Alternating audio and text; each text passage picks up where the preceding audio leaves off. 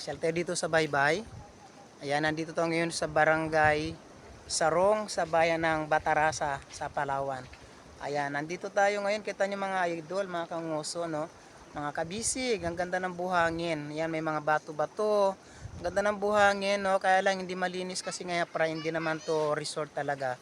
Pero napakaganda po. So, puntahan natin.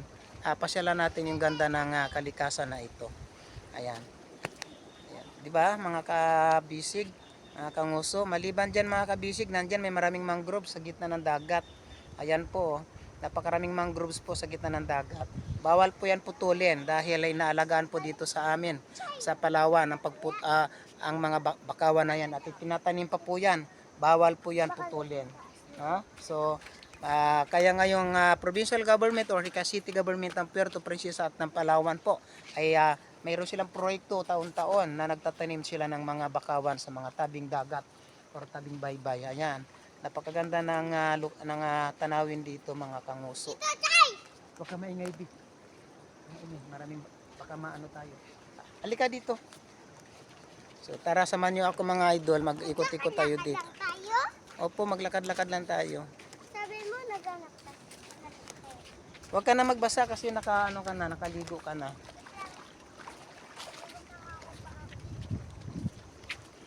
Punta tayo doon sa unahan. Yan, maglakad-lakad tayo dito. Ayan, no, napakaraming mangroves ang lalaki, di ba? Yan, diyan nangingitlog ang mga isda sa mga mangroves na yan. Ayan. Parang may alimango pa ako nakita doon naglalakad. Di ba? Opo. Naglalakad yung alimango. Naglakad? Opo. Yan. Ay no? Saan na? Mayroon dyan? Wala. Huwag ka na magpadumi, ha? Ay no? Yan, siyempre kasama natin yung Bulinggit, si Bulinggit, ayan, si Una, ayan, hello daw, ayan, kasama natin si Una. O, di ba mga kanguso, ang ganda ng tanawin dito, di ba? Ayan, o.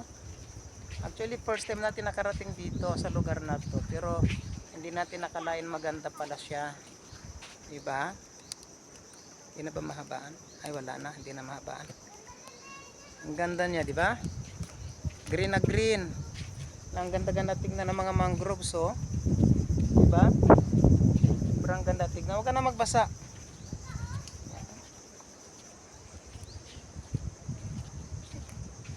Ayan, enjoy tayo dito. Hindi masyadong dito mga kabisig. Virgin na virgin pa po yung lugar.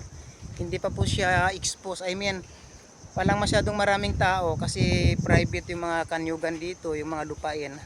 Private yung mga may-ari. So, siyempre, wala naman mga pera kaya hindi nila may develop yung ang beach na to. Yung mga na to. Huwag ka na magsaakyat dyan, baka matusok ka. Di ba? Napakaganda, di ba mga kabisig? Pag dito ka na, huwag ka na dyan, baka may putakti dyan. Ayan, di ba? May mga rock formation. Oh, ayan. Ang ganda ng mga bato. Di ba? Ayan.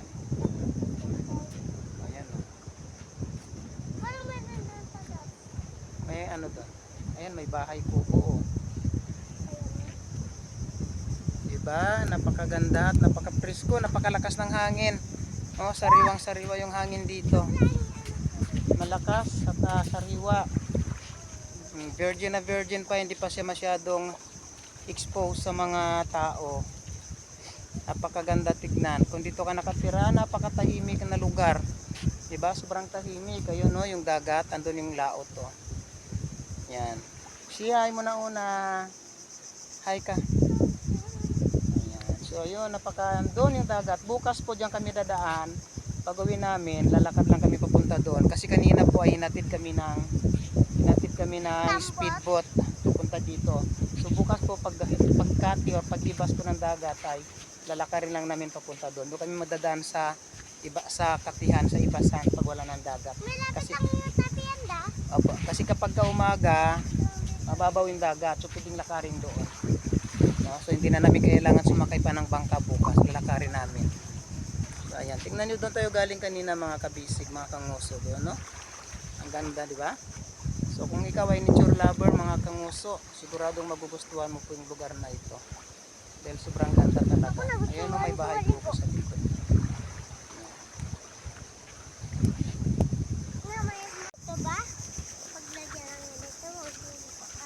Agad dyan magtabi. Marumi dyan. Ayun, so doon. Doon yung pakinasan. Medyo hindi lang siya malinis yung bike makikita ninyo. May mga dumi-dumi. Kasi nga, wala naman talaga nagme-maintain ng linis dito. Saka maraming mangroves kasi. Mga puno ng mangroves. Kaya hindi maiwasan na umitim yung lupa. Kasi nga maraming dahon na nalaglag. Andin yung mga putik. No? So marami daw isda dyan sa ano na yan. Dyan sa dagat na yan. Maraming makukuha.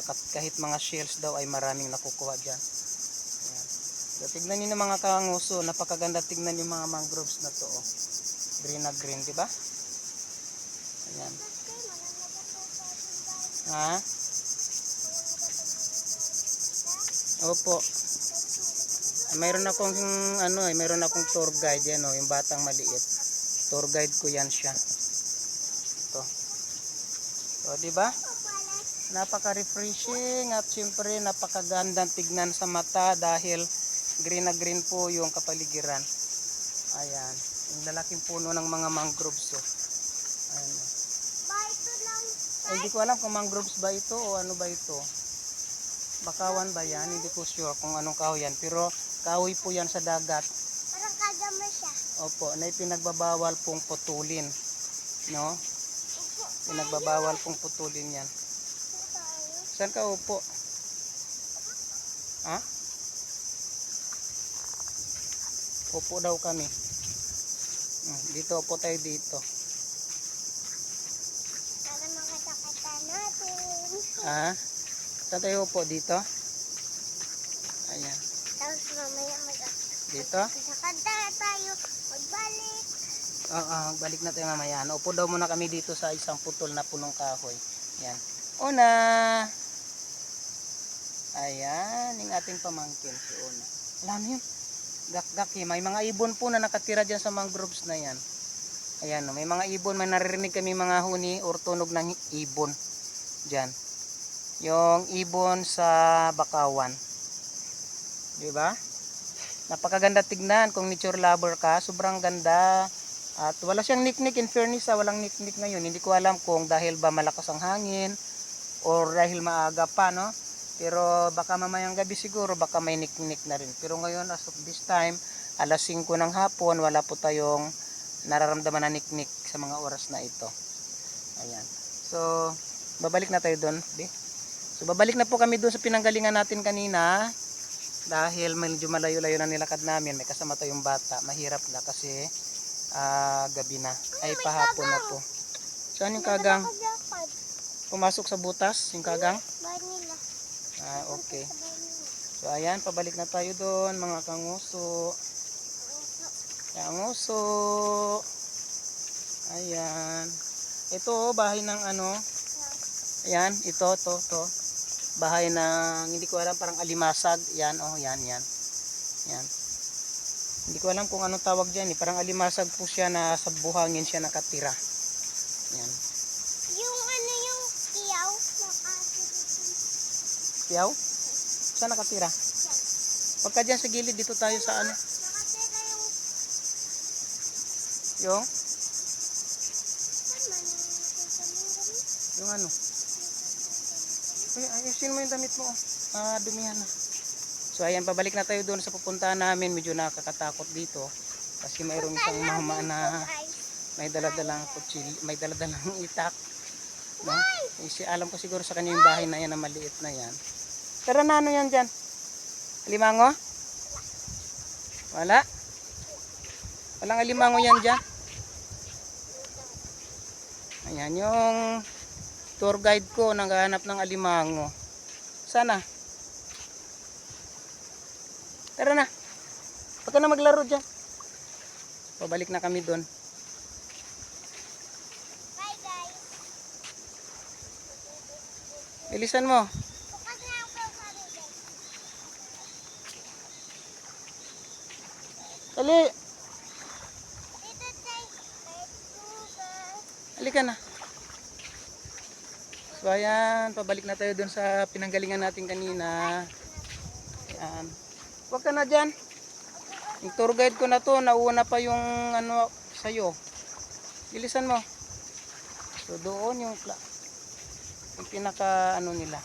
Dito pagkagabi maraming nakukuhang mga alimasag daw, saka mga isda diyan sa lugar na to.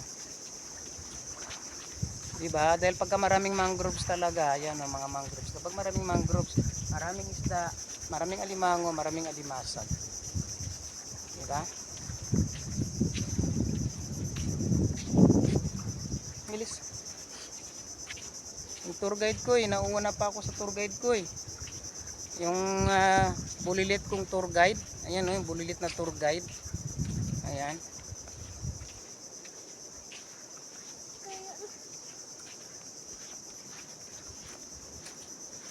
Bulilit tour guide. Ayan, yung tour guide na bulilit. So ayan mga kabisig, abang-abang pa po kayo sa ibang content ni Ajita Jala ha mga kabisig. Bibili. Bye guys! Bye guys. Yan, mamaya natin magbababay. Wala pa tayo doon, hindi pa tayo nakarating doon sa pupuntahan natin. Ayan. Palalim na yung dagat. Kanina pagdating namin dito, walang dagat yan. No? Kumbaga mababaw masyado kanina pagdating namin, pero ngayon malalim na kasi nga daw pagkagabi, kung nakikita niyo hanggang dito yan po yung ano ng mga damo. Yan po yung tanda na hanggang dito yung dagat po pagkagabi. Ay hindi, hanggang doon pala yun hanggang doon pala siya ayun. Hanggang doon yung dagat pagkagabi. Yan. So yan yung palatandaan na malalim yung dagat pagkagabi. Pero pagka umaga, mababaw. Sobrang babaw ng dagat. So di ba? So na-tour ko na naman kayo dito sa barangay Sitio Sarong. Sitio Sarong, Barangay Ukayan dito sa bayan ng Batarasa sa Palawan. So di ba mga kanguso, mga kabisig, napakaraming pwedeng puntahan dito sa Palawan. Lalo pat higit ikaw ay nature lover. Siya, nako, sigurado magugustuhan mo kapag pumunta ka dito sa amin sa Palawan. Dahil sobrang dami ng mapupuntahan mo at sobrang dami magsasawa ang iyong mga mata sa kaganda ng tanawin dito sa amin sa Palawan. Hindi ka magsisisi talaga kapag pumunta ka dito. Sulit ang ibabayad mo, ang gastusin mo kapag ikaw ay pumunta dito sa amin sa Palawan. Kaya imbitahan ko kayo mga kabisig, mga kanguso. Kung hindi pa po kayo nakakapunta dito sa amin sa Palawan, ano pang hinahantay nyo? Punta na kayo, di ba? Ayan. Pero siyempre mga kabisig, medyo napagod na tayo sa paglalakad. Magpapaalam na po tayo. No? Magpapaalam na po tayo. At siyempre kung bago ka lang sa aking awit lang, andun yung mga namin sa dagat. Ayun sila Nangunguha sila ng shells. Ayun nangunguha ng shells. Marami na po. Wow, marami na po silang kuhang shells. So, siyempre si Ajita Jala nandiyan din Ayan. Kumukuha din siya ng shells. Pero mas maraming shells daw kapag mababaw. Kaya lang ngayon medyo malalim na. Kaya ang tawag dito, naglublog na lang sila sa dagat para mangapa ng shells. Ayan, bukas ng umaga ay mangunguha kami bago kami umuwi ng Brooksville. Yes. Ayan wow, anong tawag dyan, Marcel? Oyster, wow, yan nakuha mo sa batuhan, yung huli ni Adji, mga oyster sarap yan, mga oyster, wow. Di ba? Tara guys. So ayan guys, siyempre magpapaalam na po ako, medyo napagod na kami, tour guide ko po ay nauna pa ako sa tour guide ko, Bulinggit. So ayan guys, kung bago ka lang sa aking YouTube channel, siyempre huwag nyo kalimutan pala, suportahan lahat ng Team Kabisig, Ajita Jala, Calix Musbahar, Japit Burikat, at Jera Mablon. At syempre maraming salamat sa mga avid supporters natin, Sir Aris, Ma'am Weeper,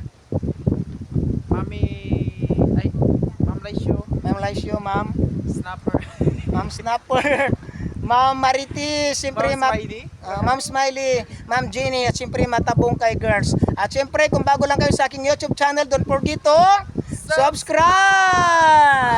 Bye-bye!